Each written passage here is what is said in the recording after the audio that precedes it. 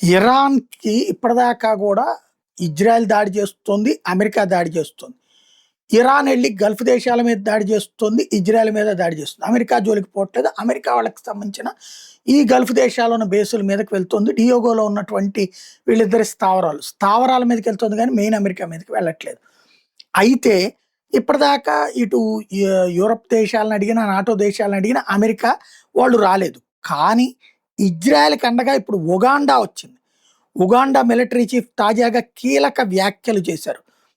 మీరు కనుక ఇజ్రాయెల్‌ని నాశనం చెయ్యాలి, ఇజ్రాయెల్‌ని ఓడించాలి, ఇజ్రాయెల్‌ని డిస్ట్రాయ్ చేయాలని గనక ఇరాన్ అనుకుంటే మేము రంగంలోకి దిగాల్సొస్తుంది. మేము యుద్ధంలోకి దిగుతాం.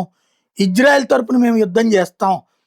ఇరాన్‌కి ఇదే చెప్తున్నాం. ఇరాన్ రాజధాని ఏ విధమైన మిస్సైల్‌లు గానీ, దాడులు గానీ ఇలాగే కొనసాగిస్తే రిటాలియేషన్ మేం చేస్తాం. మేము ఇజ్రాయెల్‌కి రక్షణగా నిలబడతాం.